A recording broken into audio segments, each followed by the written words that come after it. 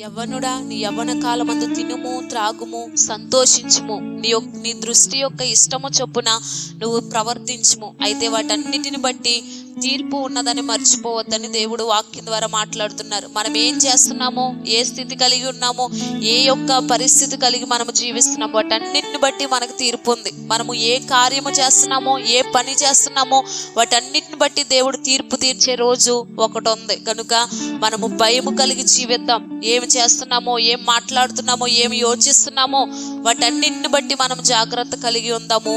అలా కలిగి ఉన్నట్లయితే మన జీవితాల్లో ప్రభువు మనల్ని ఆశీర్వదిస్తారు. మనం ఏ పని చేస్తున్నామో జాగ్రత్త కలిగి చూసుకోవాలి.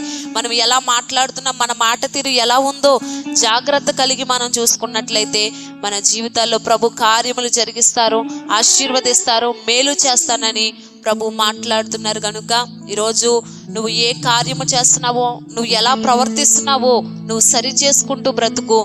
నిన్ను, నీ కుటుంబాన్ని, నీ యొక్క కష్టార్జితమును ప్రభు ఆశీర్వదించి నీ జీవితంలో మేలు చేస్తారు. అటు కృప పరిశుద్ధాత్ముడు మనకు దయచేయును గాక.